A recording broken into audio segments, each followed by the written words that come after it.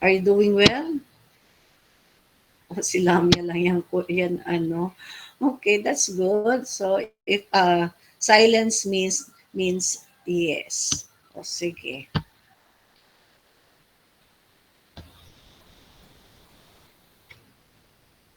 Let's wait for the others. So it's already 8:31. There are only 19 of you so far in the meeting. So nasaan na kaya sila? How's your connection? Is it good for you? Oxlam, are you there, guys?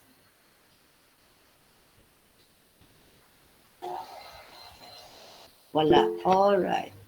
Oxlam po, ma'am. Mm, sige. While waiting for the others to join us, there are certain things that I'd like to take up with you before I forget.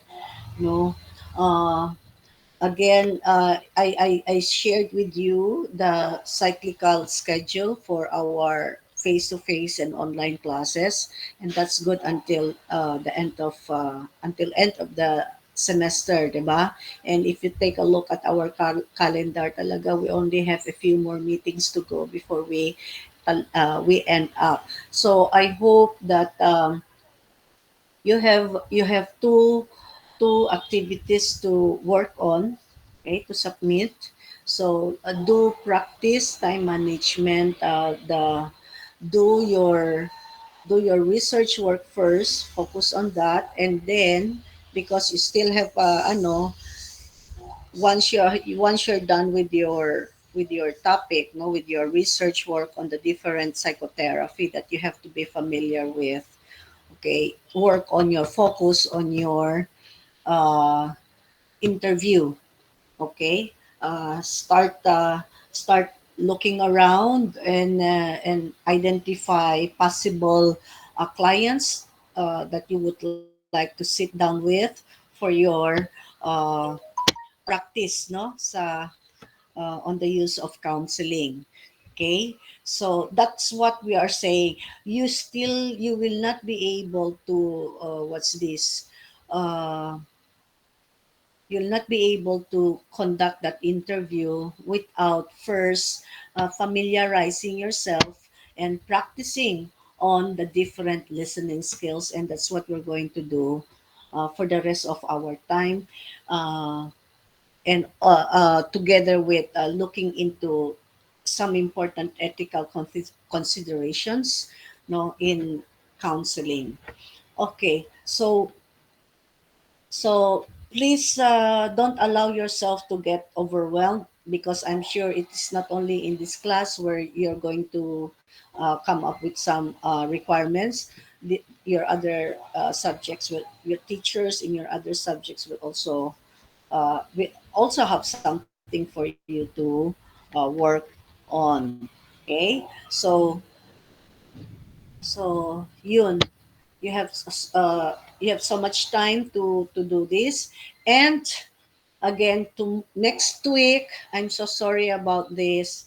I will not be able to be with you again for the entire week because I have some appointments na naman to attend. No, I'll be out in the campus and I'll be talking to some people. Again, a continuation of what I already started. So two more sessions to go. I have 4 sessions to conduct, so I'm done with the first two. I'm going to finish the last two next week. And unfortunately, my classes for Tuesday and Fridays, no, uh, are affected. So, nandyan kayo. Okay? But even if I won't be able to meet up with you, I have a number of exercises for you to work on, which you will also have to pass. This is part of applying, no, what you have learned, and you will know what I mean later on. Anyway, having said that, I also would like to inform the group that the guidance and counseling center, no, is ready to accept applications for peer counselors. So if that is anyone in the group who would like to be a peer counselor, to be the first, parang frontliner kayo before the student who is in need of assistance will go and talk to the guidance counselors or coordinators ba. You can come in and do lay the groundwork and then listen na lang if it is something that you can what's this, no, something that you can do, so to help relief lang, then that's your work. If the case is a little bit more complex, it's something that you cannot handle, that's when you will have to make a referral. So I would now like to throw this to the body and um say that I am now what inviting you, for those who are interested, to uh, join the peer group facilitators, no, that you will be going to be a peer counselor. Anyone who would like to be part of this? Wala? Okay, sige. So at least I informed you, kahit na dalawa tatlo for the class lang, kasi the thing here is for every section there must be at least uh, five students who can be available, who are willing to sit down and listen to your classmates, para sounding board lang. So in case you are interested, please let me know so I can include your name in the list. The deadline for the submission of the list of those students who would like to be part of this organization, uh, organized by the guidance office, okay, that will be due on the 15th. Okay. Do you have any questions so far? Any concerns that you would like to bring up? Wala? Okay. Go, Ingo. Ma'am, I'm just curious po, parang may mga requirements po ba to join? Wala. All you have to do is to fill up. The requirement is your willingness to be there for the other person. Okay po, ma'am. Uh, your willingness, your commitment. Siyempre, you cannot say I want to join and then you are not, after the training, etc. You don't, you are not there.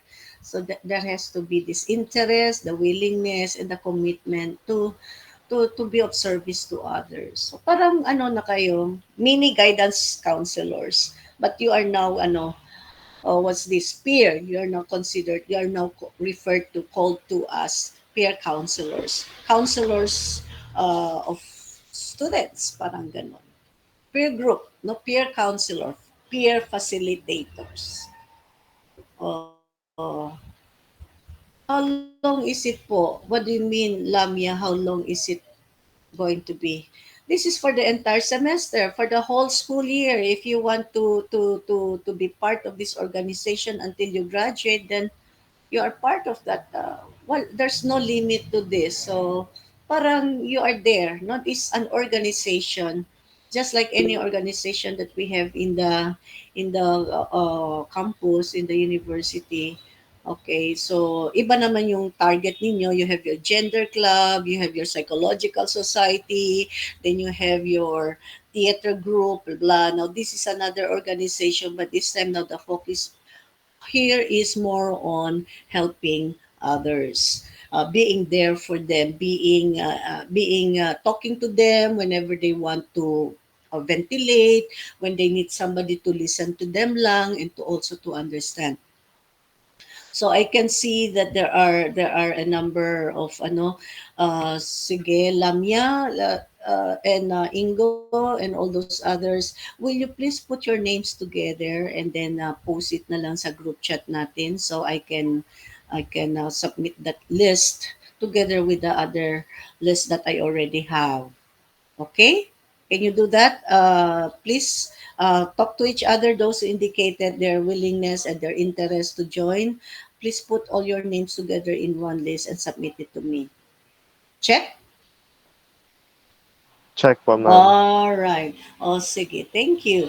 Now, I would like to start our session by sharing this beautiful story that I have for you today. Okay. And so, nasaan na siya for a while? Okay. So, it's here. Now, we are now looking into the listening responses or the responding skills. So, the title of this short story that I'd like to share with you is She Thinks I'm Real. One evening, the whole family went out to dinner at a local restaurant. Everyone got a menu, even the youngest, Amy, who was 6 years old. Since the conversation was an adult one, Amy sat there ignored. When the waitress took their orders, she came to Amy last. Okay? Sandali. Who wanted to come in? So, si Albert. All right. And what would you like to eat, young lady? She asked. Amy answered, I will have a hamburger, french fries, and a large Coke. No, said the mother. She will have a small salad with low fat dressing, baked chicken, carrots, and boiled rice, and milk to drink, chimed in the father. The waitress looked at Amy and asked, would you like ketchup or mustard on your hamburger? She said, ketchup with some fried onions on top, please. Oh, and put a very small piece of lettuce on top to please my parents. Thank you very much. Okay. As the waitress walked away to place the order, Amy turned toward her family and said, you know what?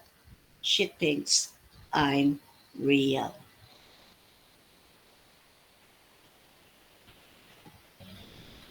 Have you ever felt like you were being ignored at one time or the other? Did you experience this? Yes po, ma'am. Mm-mm. Yeah. And how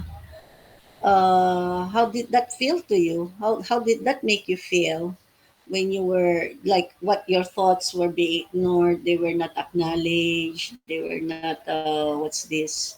They were not you were not listened to at all. What feelings came up? Yes, Paul, go ahead. It just makes me want to shut up po, ma'am. Like, not share anymore. Kasi like, I feel like Mm, they are not really interested sa kung ano man yung mm. sasabihin ko. So, I should shut up na lang po and not talk.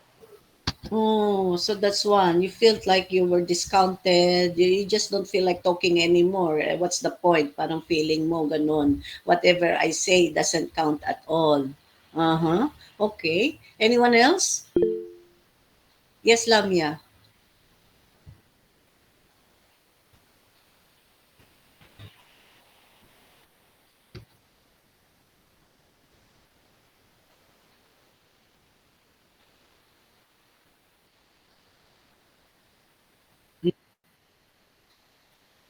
Escape. And when you say escape, Lamia, physically, you just want to go away na lang, leave the group. Mm-mm. Mm-mm. Mm-mm.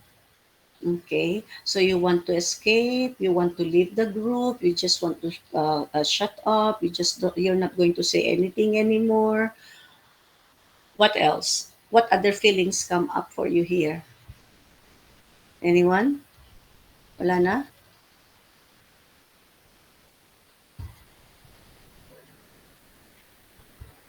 That's all? Sila lang ang may feelings? All right.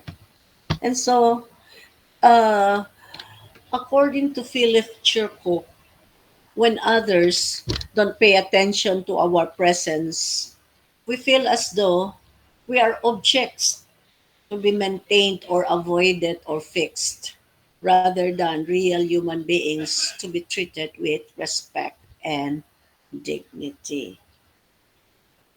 Tama, di ba? I mean, we all have our preferences, we all have our opinions about things, about what's going on, things like that. And the thing that we would like to happen is simply to be listened to. And he continued, on the other hand, when someone listens to us, we feel loved and we feel real. Okay? And so that is exactly what we would like to do as peer facilitators or as peer counselors and as PSI majors. There is only one thing that we are what's this interested in, and that is to learn how to listen. Okay? So we said naga talaga that listening is a skill, listening is an art. Okay? Not everybody knows how to listen. Okay? There are to listen, you need to hear. I mentioned this last time already, no? But when you hear, you do not have to listen. So how do you go about listening? And we started, no? We started discussing about this, if you remember, and I even shared with you the handouts that I even shared you some handouts na, 'di ba? To make up for not being with you. So I would like to bring that up. I will stop sharing and I will share another what's this slide set of slides now. This is something that I presented to you already. So ito, let's just go over them very quickly lang. Okay, nakikita nyo na ba? Yes There po, you ma'am. go. All right. So, if you recall, di ba, we talked about the eight commandments of counseling. We say, be non-judgmental, be empathetic, don't ask the question why, don't interpret. Okay, deal with feelings first. What's that? Uh, stick with the here and now, and then we also have not to take, no, the responsibilities, that's the responsibility of solving the problem of the other person. Those are some of the things that we always have to keep in mind uh, when we are with someone offering some assistance. And so we have several skills here, diba? Okay. So if you recall, we said that listening skill is 50%. Counseling is 50% good listening. And when we listen to people, when we recognize them, when we show our respect, when we give them importance, when we value what they are saying, good listening is a means of support, of help, or of helping another person explore, try to make sense, understand what he or she is thinking or feeling, and it may, in the end, it may even help another person solve or clarify a problem. And so we also continued by saying that when we listen to people, we are not into doing all the talking. We avoid giving advice. We are not into manipulating, or most importantly, as already mentioned, not taking responsibility for the other person's problem and its solution. So we first look at the first skill. This is now physically attending. You already know this. We say that when you physically attend to your client, you are careful about your non-verbal behavior, your body language, and the it is when you say careful, you have to demonstrate appropriate non-verbal and minimum verbal attending behavior. So we say solar, sit squarely, open stance, lean forward, eye contact, and relaxed position. Okay? Parang ito na rin. And then we said that when we are with the person, okay, we are not to interrupt the person when he's speaking. We are not to try to change the subject. All we have to do is to just be quiet and then just keep our focus on the person. Don't talk, and also avoid sharing experiences, because this is not about you, it's about the other person. So, sinabi na natin yan. Wait, we will admit Katis muna. Okay? So, so far, I'm sure parang okay na yan. And then we said the second skill is the use of the open question. Very briefly lang. Of course, you are already familiar with this. When we say open question, then this is a question where uh, this is a question that would require the person to explain more, or to say to articulate, no, uh, uh, to explain, to share, because the question starts with how or what. Okay, so this is a good way to encourage the person to talk. Okay, because it cannot be answered by just a word or two. On the other hand, when you ask a closed question, this is very limited. This is limiting, because after posing the question and getting the answer, what's next? You have to come up with another closed question na naman. So parang it doesn't facilitate the exchange uh, of uh, communication, no, between two people. So we can go for the closed questions at the beginning of our session, when you are just starting, when you are uh, establishing rapport. The first siguro the first 2 minutes will be devoted to asking basic personal identifying info, 'di ba? Oh, what's your name? So isang word lang 'yan. Where do you live? Is this your first time to come and seek assistance from a guidance counselor? Yes or no? Okay. Are you staying with your parents? Yes or no? Are you the first child, the firstborn, the middle child, or the youngest? Yes or no? Parang ganun lang. But after asking, getting you have to go more for the open kind of questions. So how are you doing today? You cannot answer that with a yes or a no. So what concerns you at the moment? So that requires an answer or two, or an explanation talaga. Okay, so I guess that is very clear to you. Okay, so Elmer Tuting wants to join us. Are you with me, guys? Okay lang, no? I'm going very fast. Okay, so when do you make use of the open question? So you can use this to start a conversation with someone. So you can go and say, what would you like to talk about? What's going on with you? So ito na, when you sit down with your client for your requirement, for your tape interview, for your audio tape, no? Okay, you can go review some of the questions that we have here and try to use it to start a conversation. So, or if the person said something that is not quite clear, then you go for the open question to clarify and elaborate. So, how is this a problem to you? What do you mean by what is it about the situation that bothers you? You get the idea. Okay? So you can also use the open questions when working with feelings. How do you mean by being sad?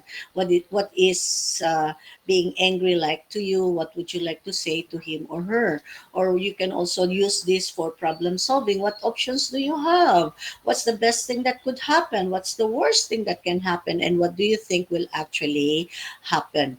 Just make sure that when you are making use of the open questions, you are not going to ask questions to satisfy your own curiosity. Otherwise, you will become a marites.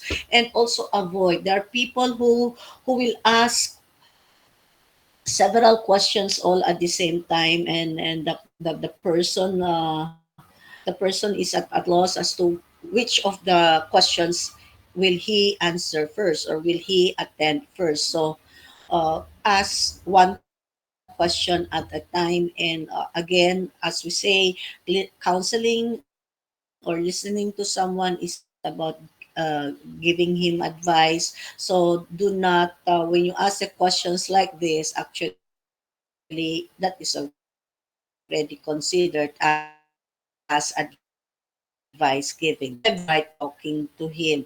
Did you see the question? Oh, it's just a question. It's not actually telling the person what to do, but actually it is advice giving. So uh, keep your questions clear and simple, and keep your questions in the here and now.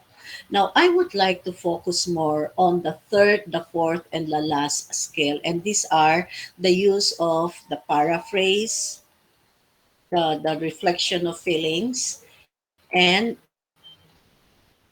persona, the use of the summarization response.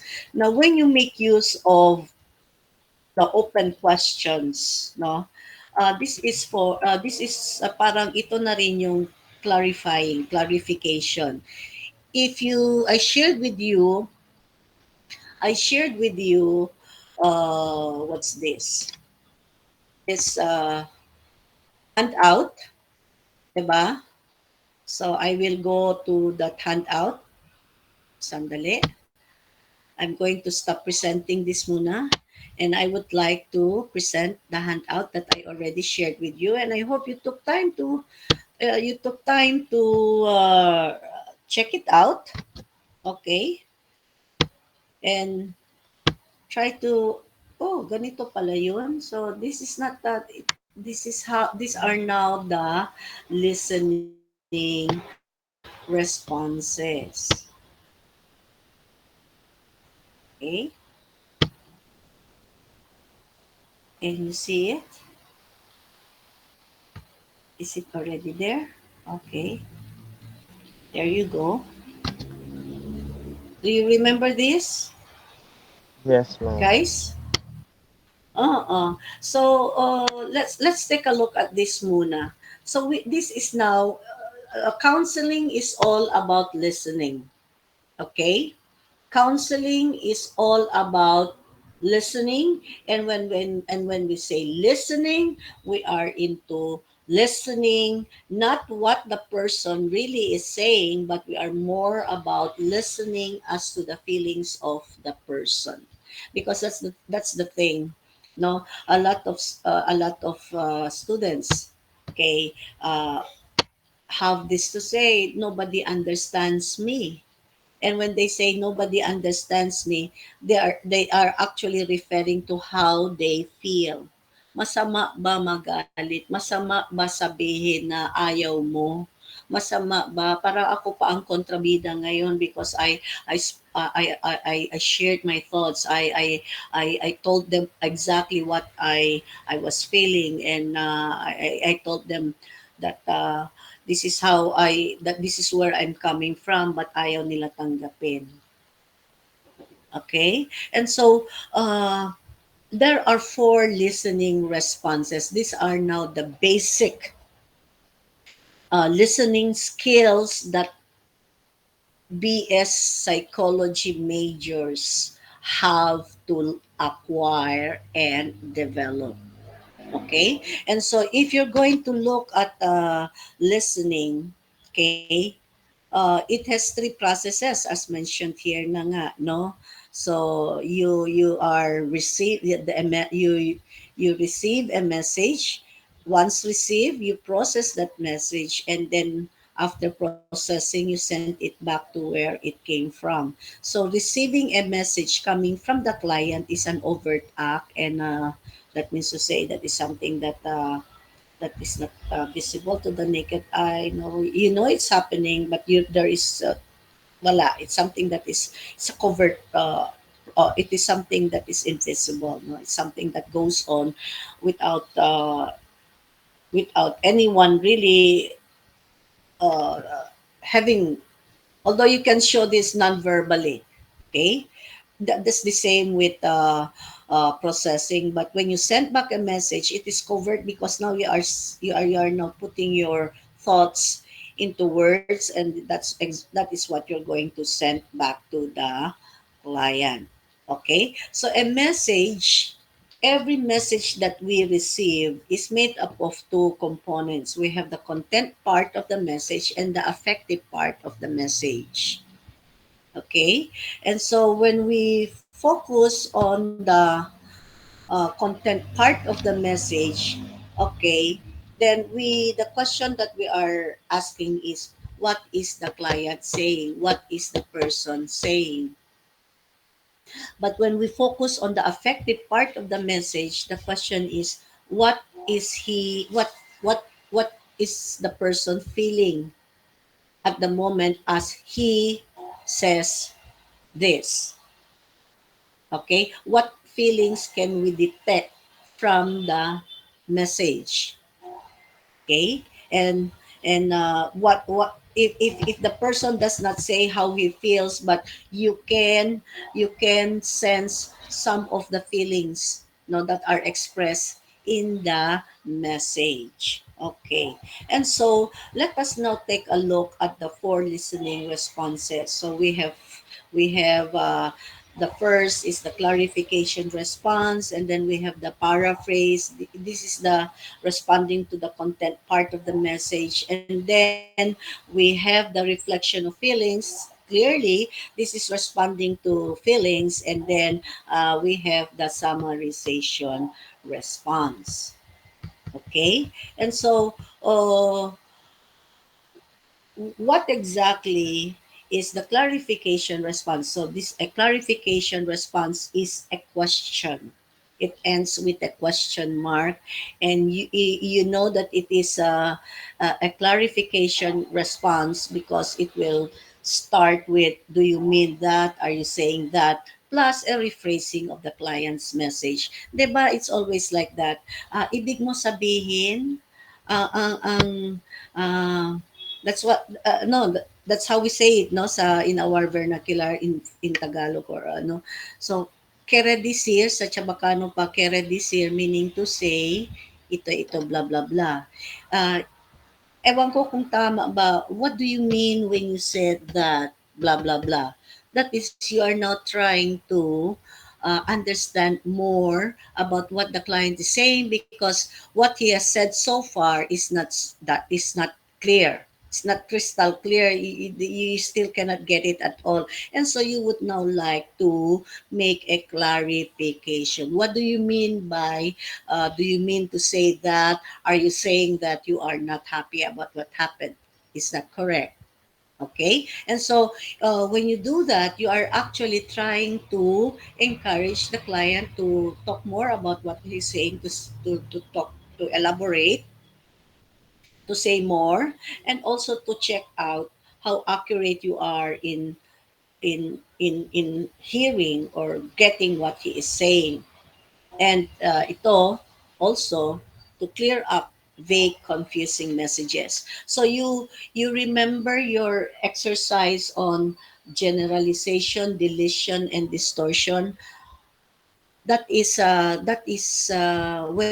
a person says, "I'm angry," so that's quite a vague. That's quite vague, diba? So you have to clarify that. Angry with whom? Angry about what?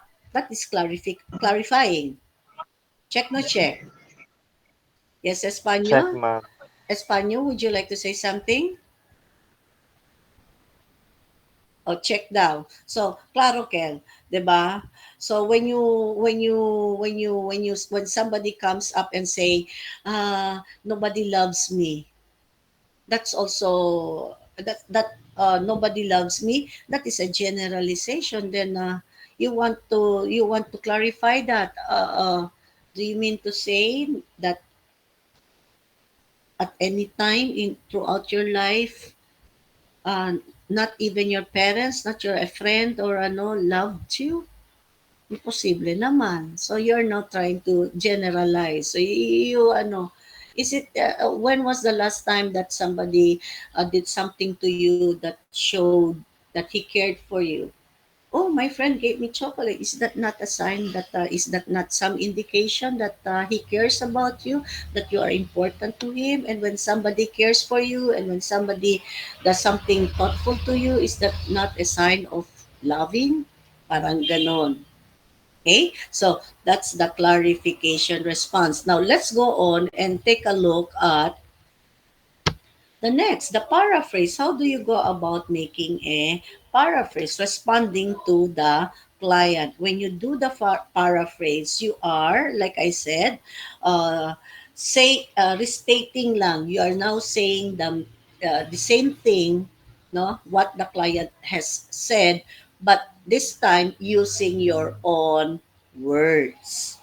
Okay? You are not subtracting nor are you adding to what has been said to you. You are now simply saying it in a different way. So why do we what's the purpose of using the paraphrase? What's important about looking into the content of the message? That is to help the client focus on the content of his or her message, or also to highlight the content. So when attention to feelings is premature or self-defeating. So when you are just starting your conversation, you do not you do not focus agad-agad on how, on the feelings of the individual. You will have to get muna the what is the problem, what is going on, what is the main concern, what is the source of stress, what's bringing on the anxiety attack. So you will have to focus more on the content and leave out on the focus on the feelings much later on. So please take note of this when you sit down with your client. So you have to get the whole picture, put everything in. You are now working on a puzzle, and you still do not know exactly what is the condition situation of the client, and so you will have first to understand, no, the content of his messages, so that you will be able to piece the puzzle together. Piece put all the pieces of puzzles together, so to form a to get the whole picture. Now when you are, or when you already have the, you know what's the problem, you already know what's causing the person to feel the way he's feeling, or he feels like said, uh, this is what my experience is, and he talks about having problems with his with interacting with people. There's this constant conflict at home with the parents and even with the siblings. Then you can, after you have you can now focus on coming up with your reflection of feelings. This time now, this is a restatement of the affective part of the message of the client.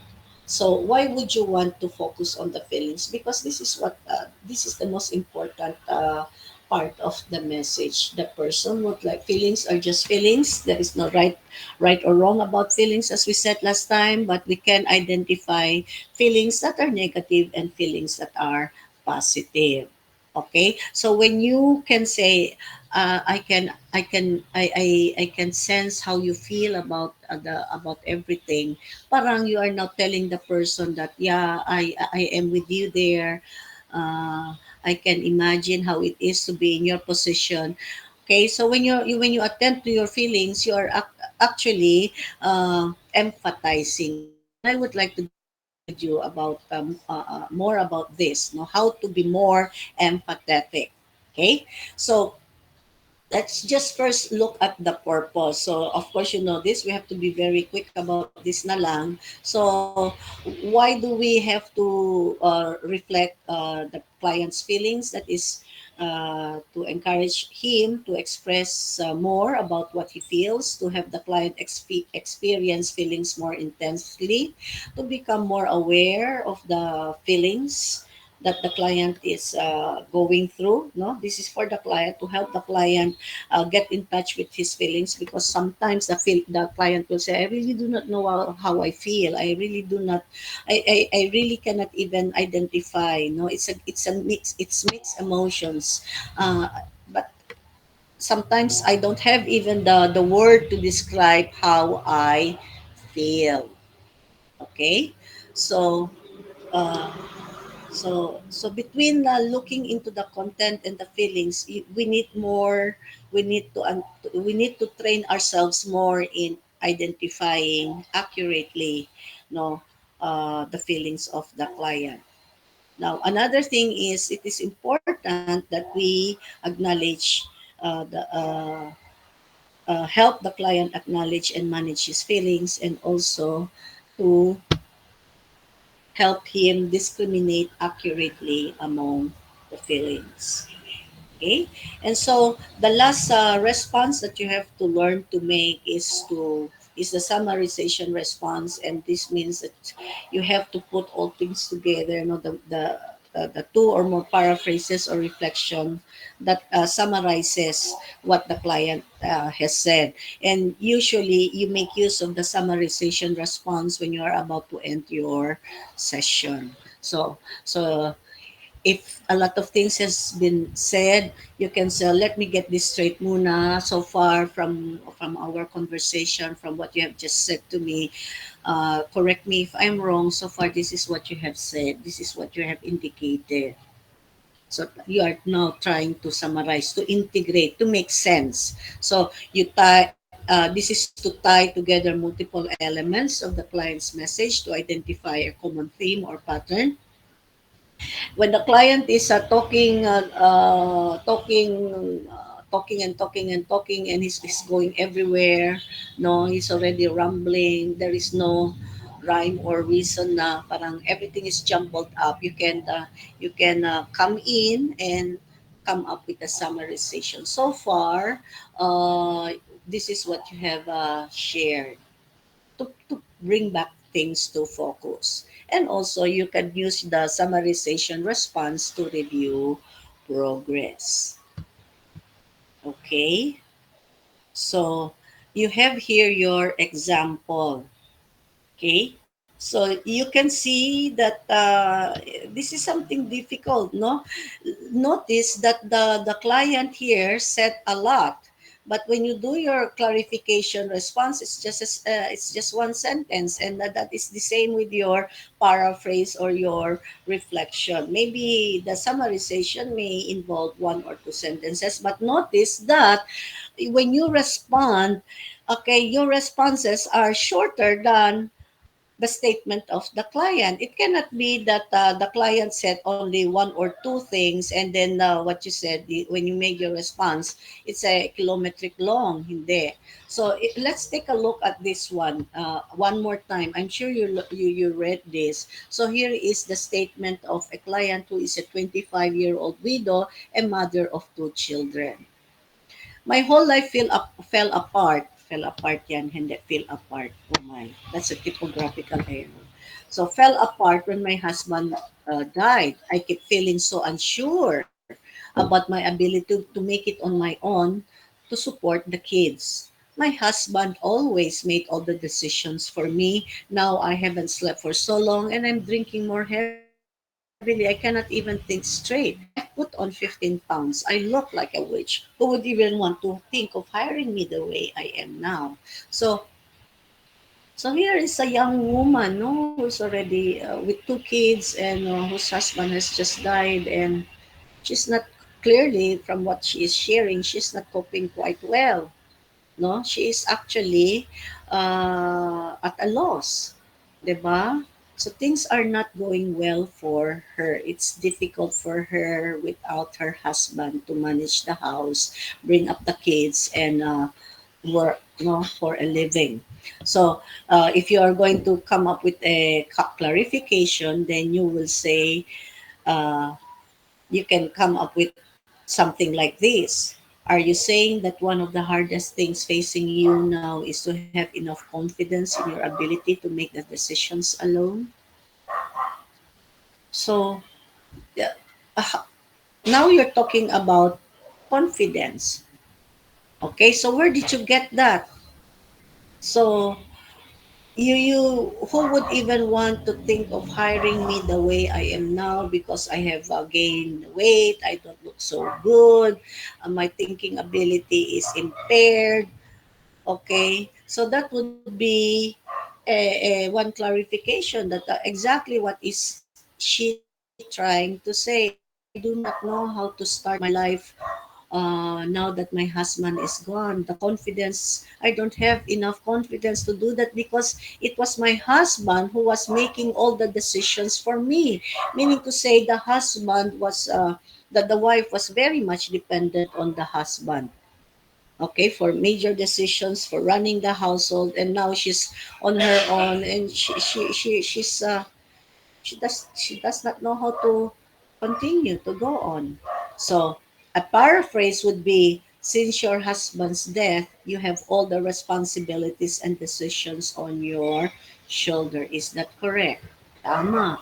Okay? My husband, my whole life fell apart. And now I have to do things all on my own. So that is the content of her message. And for your reflection, you can go and say you feel concerned about your ability to shoulder all the family responsibilities now. You are concerned. That's the feeling. You are worried, no? You are concerned. You feel at a loss about taking over the responsibilities of the responsibilities as a single parent. Okay? And then if you're going to summarize what she has said, then you can just go and say, now that your husband has died, you're facing a few things that are very difficult for you right now.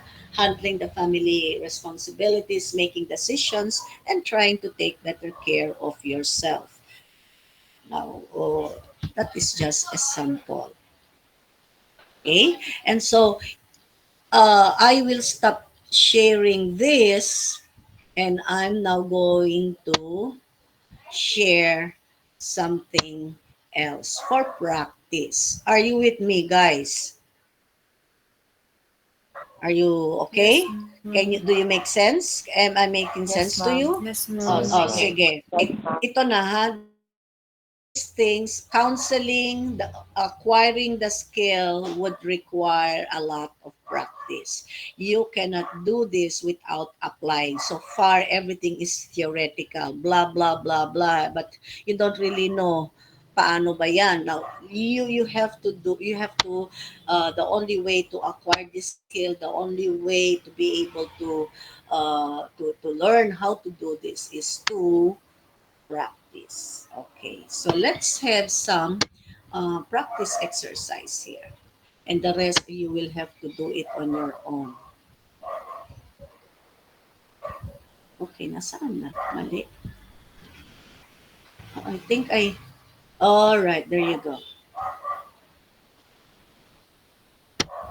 Okay, so uh, let's do number one muna. Number one lang. So, the paraphrase. Okay, so these are statements made by children. Okay, and now you will have to restate that. You have to paraphrase it. So let's start with the sample statement. I can do it myself. You don't have to help me. I'm old enough to do it myself. So if you're going to come up with a paraphrase, you will go and say, you are saying you are big enough to manage on your own. Is that right? That is the pattern. Okay? You may go, I hear you saying, you are saying, uh, uh, yeah, you are saying, I hear you saying, you seem to be saying that, blah blah blah, and always after at the end of your restatement, you are going to add the question, is that right? Because you would like to get a confirmation, tama ba ako, is this did I get it right, no, did I understand you correctly? Okay. Ayan. So let's see how you're going to restate this question. Anyone? The ano here is my teacher is crazy. She wants us to pick up flowers from the convent. Oh, what is the teacher? What is the this is a student talking, 'di ba? So what is this student saying? Oh, I don't like to present the others muna. Ayan. Anyone? My teacher is crazy. She wants us to go and pick up some flowers from the convent. How? What is the person saying? Anyone? Yes, Tuting, go. Tuting, are you there?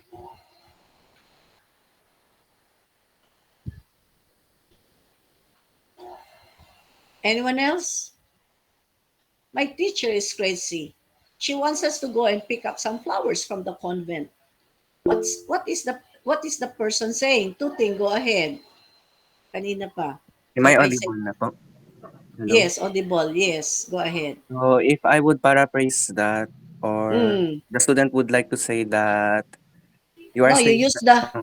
Okay, go ahead. You you are are saying you are saying that you don't want to pick flowers from the convent. correct. Is it right? Is that right? Okay. So you are saying that you don't want to pick up flowers from the convent. Any other answer? Is there another way of saying it? What makes you think that they don't want? That is we don't like to go do it. Why? And that's why he said that teacher is crazy. Is there another way of saying it? Katis, go. I believe, ma'am, that you it would be like you are saying that picking up some flowers from the convent is out of the ordinary. Uy, ang haba naman yan. Okay. Out of the ordinary. Mm-hmm. Now, notice that, Since the client man, ma'am, is considering it as something crazy man po that the mm, teacher is na inuutos sa kanila po. mm-mm.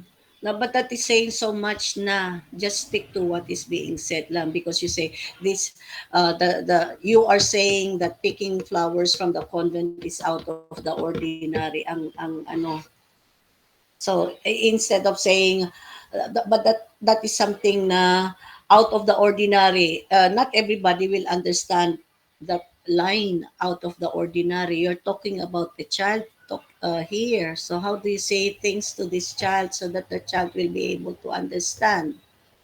So you have to consider also the person that you're talking to. So this is a child, like I said. Noted po, ma'am. I Mm-mm. didn't thought na child po. Ayun, sabi ko yung kanina. O Kasuyon, sige daw, try. And then go to Muhammad. Kasuyon. Try lang po, ma'am. Okay. You're saying that you're shy to go and pick up some flowers from the convent. Oh. When you say Is shy, that what right? is that? Being shy is a feeling. Yes, ma'am. So hindi pwede. So you have to go to the content. What Okay, po, ma'am. exactly? Okay, ma'am. So Muhammad, let's listen to Muhammad. Um, you are saying that the teacher shouldn't be asking you to pick flowers. Is that right? How is that again? You are saying that. That the teacher shouldn't be asking you to pick flowers. Po. Oh, so you are shouldn't. Oh, so you are. Say it in a different way. Shouldn't. Let's avoid the use of the word shouldn't. Okay, my teacher, the best paraphrase here is, my teacher is crazy, she wants us to go pick up the flowers from the convent. So they say, what is she saying? Telling us to go get flowers from the convent? Is that something that, is she tasking us to do that without permission? Siyempre, convent, go get some that's a convent. We just don't go there. So parang ang sinasabi ng bata, I don't like to do that. I don't want to follow what you're telling me. I refuse to do what you are telling me. So you are saying that, if you're talking to that child, you are saying that you refuse to do what your teacher is asking. You don't want to go get flowers from the convent. That's the message. I don't want to go get flowers. Okay? I refuse to do what she's asking us to do. That's the only ano. Are they is are that is he going to do it or not? No, he's not going to do it because going to the convent to pick up flowers is something that he does not like to do. Check na check. Check, ma'am. Claro? Check, mom. Okay. So sige na, let's come up with another ano daw. Tingnan natin. Ano na. Let's work on the second uh, statement. So what is the statement? It's not easy for me to make friends with the opposite sex. I get tongue tied. Mm. So what's the paraphrase here? Go Pitalgo. Go Pitalgo. Clyde. Clyde, are you there? Can't hear you.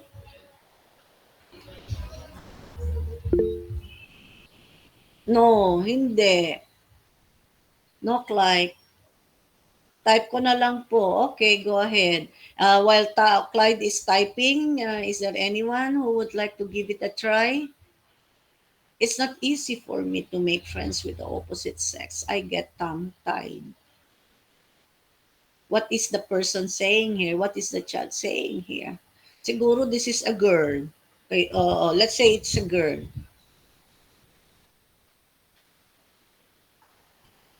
Oh, are you saying that you're having a hard time making friends with boys or girls? Oh, so when you phrase it that way, Clyde, a paraphrase is a declarative sentence. It ends with a period. It is a statement. It is not a question. So can you change that? Make it into a statement, not a question. Please take note, huh? So a paraphrase is a statement.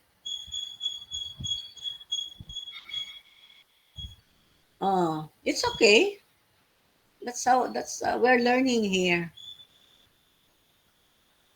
So when you ask a question, you are making a clarification response. But when you do the paraphrase, the reflection of feelings, or the summarization response, you are making a statement, declarative. So it ends with a period. Okay. Anyone else? Clyde actually has something there. Kaya lang, I want him to change that. Instead of a question, are you saying? You go and say, you are saying that. Clyde, go. Change that. Rephrase that. Instead of asking a question, you follow the format here. You are saying, I hear you saying. You're saying that you're having a hard time making friends with boys. Is that right? Check. Pwede.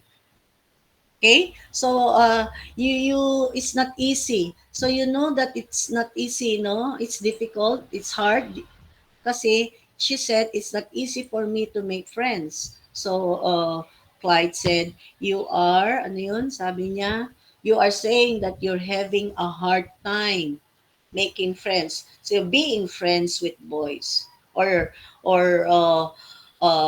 talking, no, with boys. Is that right? Because tongue tied. I get tongue tied. So you cannot. You are saying that it is hard for you to talk with boys. Is that right? You are saying that you find it difficult to start a conversation with boys. Is that right? Pwede. Okay? So it's you are another you now have to come up with synonym. So it's not easy. That means it's hard, it's difficult. How else can you express not easy? Because you don't, if you keep on repeating what the person is saying, mamaya they will say, ano ba yan, parang you are parroting, you are mimicking, gaya-gaya potomaya, and are you making fun of me? Everything that I say, you repeat.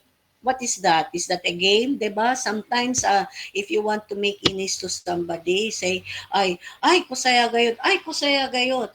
'Di ba? That's sometimes you just to have fun, you keep on saying. Is this correct? You are saying you get tongue-tied with making friends. Ano, no, Lamia, you are not restating. You are not using you are not using your own words. You are simply repeating what the client is saying, and that is what I was trying to. That was what I was saying just now. That you don't want to make the person feel that you are parroting him, or that you are trying to mimic him, para he will not feel like you, to avoid making him feel like you're making fun of him by simply repeating what he says. You try to say exactly the same thing with by making use of your own, by using your own words. So yun. So you are saying you get tongue-tied. So not tongue-tied na yan. You are saying tongue-tied, making friends with the opposite sex. So when you can substitute opposite sex with boys or girls. So this one is you are saying that you are not comfortable around. Now when you say comfortable here, care. Now the word comfortable is a feeling. So, hindi pwede. We are now talking about the content. So, ito, sabi ni Clyde, you are saying that you're having a hard time making friends with boys. Pwede na. Or you can improve that. You are saying that you find it hard to talk with boys. Is that right? You are saying that you find it difficult, no, to converse with boys. Pwede rin. Okay? Anyone else? Anyone else? Okay. So you get the gist. Now, what I want you, I'll be sending this to the group chat, and this will be, there are 5 statements here. How many statements are there? Okay, I want you to, yeah, only 5. I want you to do the rest, the 3 other, what's this, client statement here on your own, and I'd like you to submit this to me. Practice. Okay? So, if we're now going to look into um, the reflection of feelings, ito na, please work on this. Okay, we are now into the reflection of feelings. So I have here a number of exercises that I'd like you to work on. I will send this to the ano. But here, let us do the first two, just to get you ano. Okay, para pang practice lang. So let's take a look at the what's this? The directions here. Children communicate to parents much more than words or ideas. Behind the words often lie feelings. Following are some typical messages children send. So, what you're going to do is to read each separately, trying to listen carefully for feelings. Then, on a separate sheet of paper, you are to write the feelings, usually one or several words.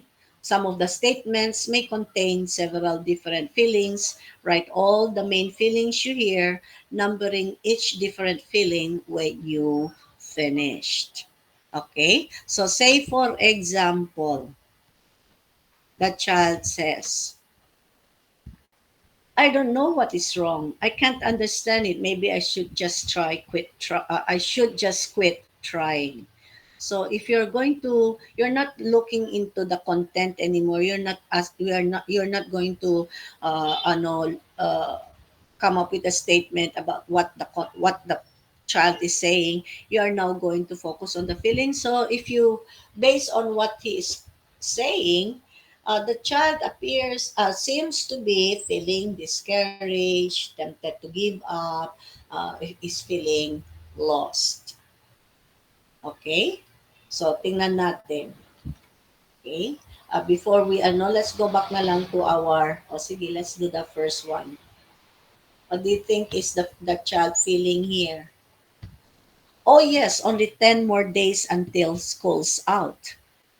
Oh, so what are the feelings? What is the child feeling when he says that? Oh yes, only 10 more days until school's out. I think you can relate to this. You can identify with this statement because most likely when you saw the schedule of the rest of the time that we still have before the end of the semester is ang ano na pala, this is it's almost over. Yay! No? So what are some of the feelings can you detect here? Sige. Rodney, Karumba, then Alexandra, and then Denise. Go. Rodney muna. Ecstatic po, ma'am. Ecstatic. Okay. Next. Sino yun? Hopeful po, ma'am. Hopeful. Oh, okay. Katis? Excited po, ma'am. Ano yun? Excited po. Excited. Okay. Lamia? Lamia, did you raise your hand? Eager. Oh, eager. So, yeah. So, ecstatic. Grabe si Paul.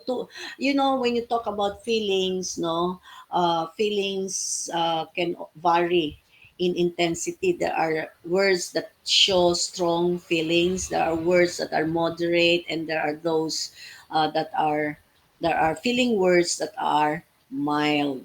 So when you reflect the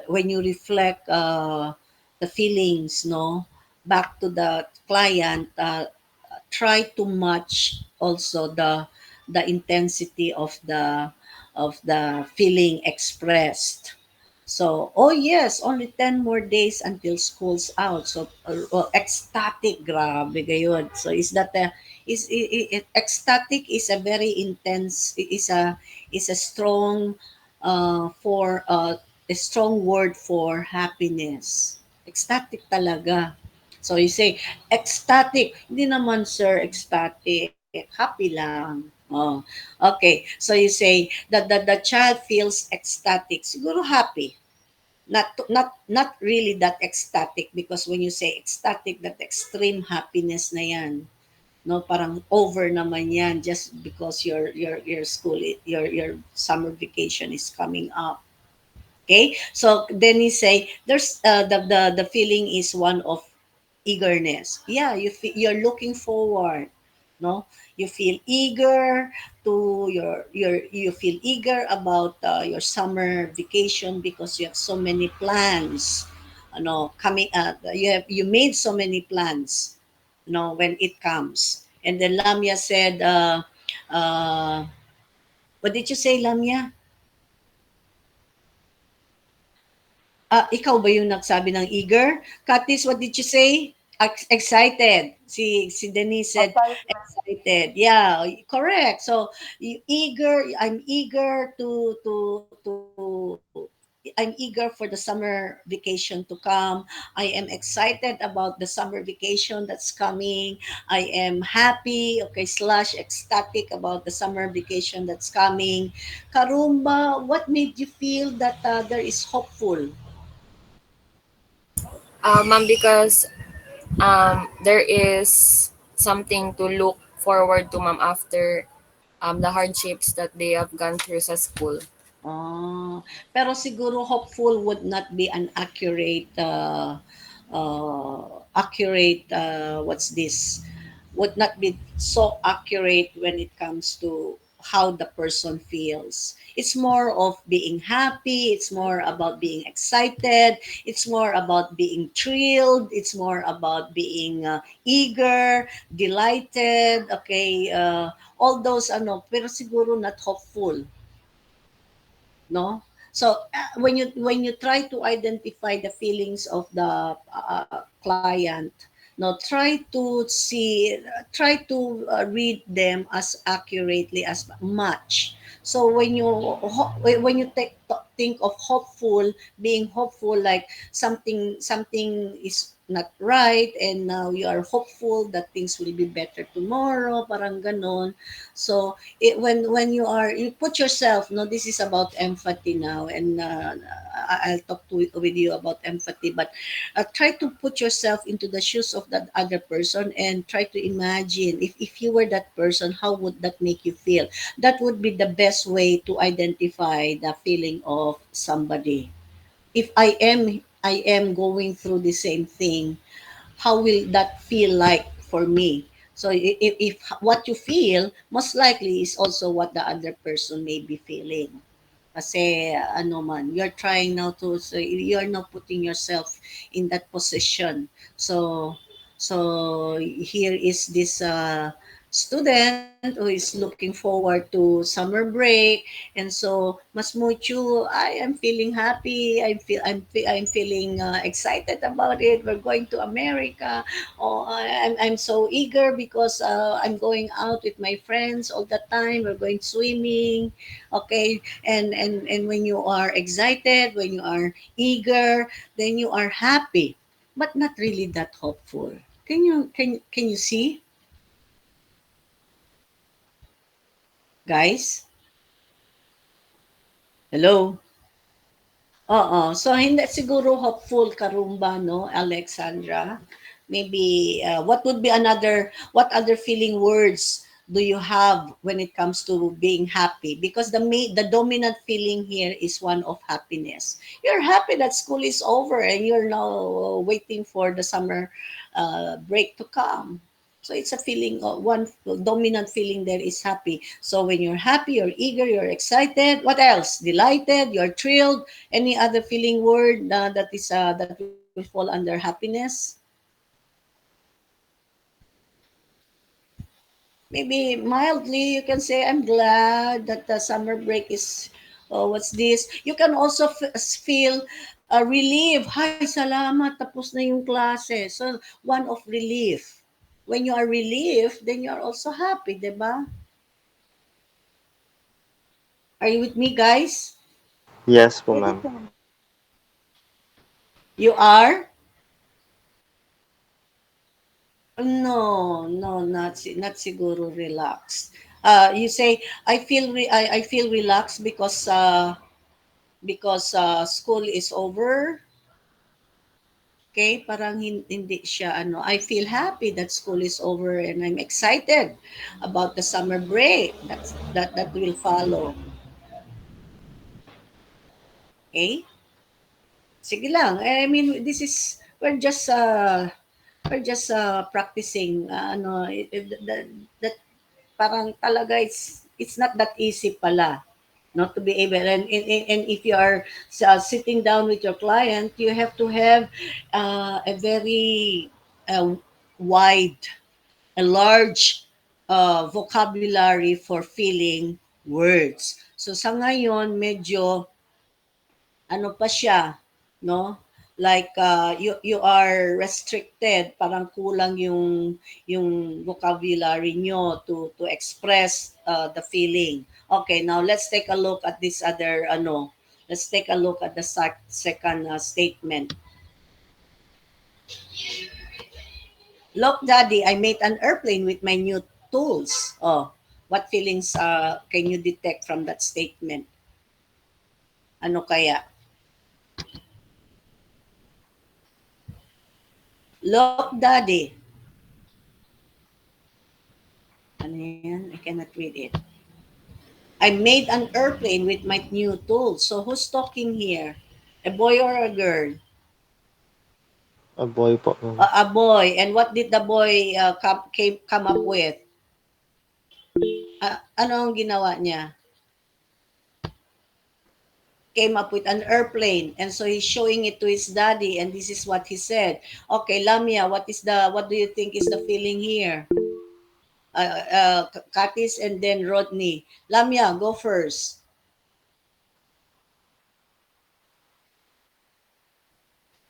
Okay. Happy, happy. Okay, pwede. Rodney, what feeling can you detect? Proud po, ma'am. Proud. Oh, tama. Katis, Denise, ano sa I palagay believe the mo? child is joyful, ma'am.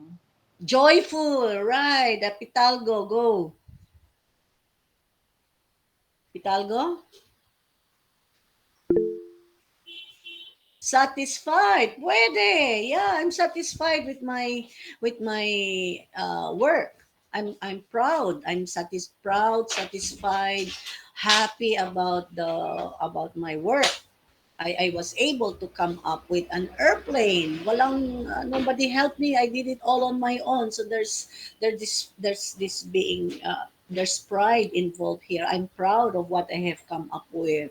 I am satisfied with my work, with what I have done. So when you are proud, what other feeling does that bring up also? When you are satisfied, when you are proud, when you are happy about what you have produced, there is also this feeling of, what do you think? Fulfillment Okay, po, you ma'am. feel fulfilled, okay? Pero for the child, parang hindi yan masyado fulfilled. Okay, there is, okay, when you have this sense of achievement, of accomplishment, what feeling comes up? When you feel that you have achieved something, that you are, there is this feeling of, yeah, of course, joy, adequacy. You're adequate, no feeling of you feel satisfied, you say you feel fulfilled. Okay, but a better word there, siguro, is you feel adequate, you feel competent. The child feels proud because he feels competent, he feels that he can do things on his own, and that makes him feel happy, that fills him up with so much joy. Okay. Okay? So there is also this feeling of enthusiasm, 'di ba? Look, Daddy. Oh, so another when you are happy, you're enthusiastic. Okay? When you are adequate, when you feel competent, you have a lot of enthusiasm. If I was able to come up with one airplane, I can come up with some other other what's this, other toys, using my tools. So this is just one. So I'm going to move on to my next project, parang ganon. So okay, gets nyo? Yes. All right. So let's go back to just for more practice pa rin. Okay, sandali. Hmm.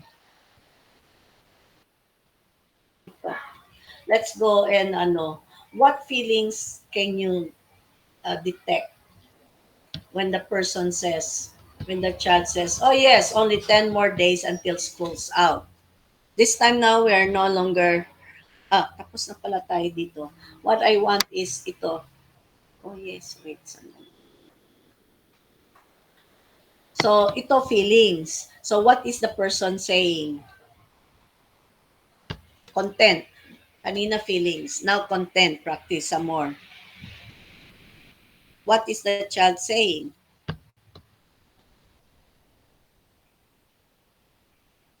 Oh, yes, only 10 more days until school's out. You are saying that,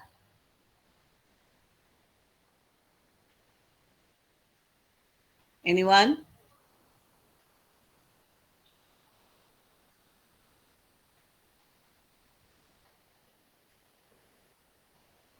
Guys?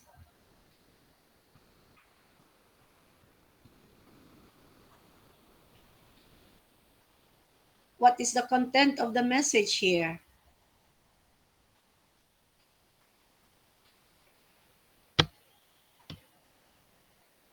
Are you with me?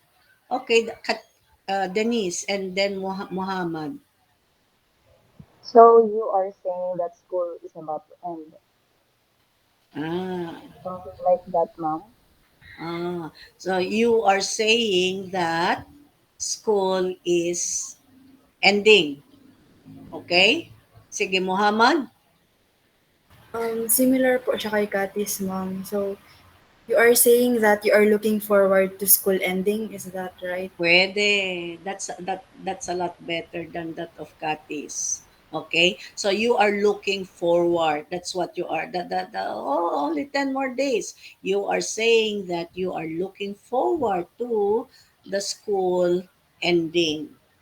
Okay? Or you may go and say, yeah, you are saying that uh you are waiting waiting for your summer break, or you are waiting, no, uh, for school to end. Okay, only 10 more days to go. I'm waiting for it to come. So you are saying that you are waiting for school to be over. You are saying that you are excited that school is ending. Oh, paano yun? Excited. So when you say excited, then that is feeling. 'Di ba? And that is a question mark. Paano yun? Okay? Lamia, you are saying that you are excited that school is ending. Is that right? Hindi. Because this is now a question. A question. It's a question that you posted, and then you are talking about a feeling excited. So that's not focusing on the content. Okay. Uh, anyone else? Okay. So this is what I want to happen. No, I will be sharing this to the GC. We still have it's only 10 o'clock, and I want you to do this on your own for the rest of the period, and you're going to submit it to me agad-agad. Okay? So, uh, for the first I would like you only to work on the first don't do this muna. Don't do exercise number 2. Do the paraphrase ito. Okay, we work on the first two, so you still have three more to finish. Okay? And then jump, don't do that. Wag muna ito, later na 'yan. Do this. Okay, reflection of feeling. We work on the first two items. I want you to work on the rest. So for the paraphrase and the reflection of feelings, listen to this very carefully. For the paraphrase, first identify what is the content, and then after that dagdag mo na lang, also try to detect the feeling. For the reflection of feelings, first identify the feelings and then come up with the paraphrase. So there are two things that you're going to do. first for the paraphrase, I repeat, focus on the content and then move on to the feelings. For the reflection of feelings, this one here that I'm showing to you right now, first identify the feelings and then come up with your paraphrase. Okay, is that clear? Yes, Yes. ma'am. So I'm going to send this immediately to our group chat, and I want you to work on it agad. Check. So for now, this is all I'd like you to do. Parang kung sa face-to-face sit work na ito. All right? So that's all for today. I'll watch out for my for the exercises to be shared to our group chat. So that's it. You may now go. Just wait for me sandali lang. I'll stop sharing na muna and I'll just record the attendance. Okay? You may now go, guys. See you. Wait lang.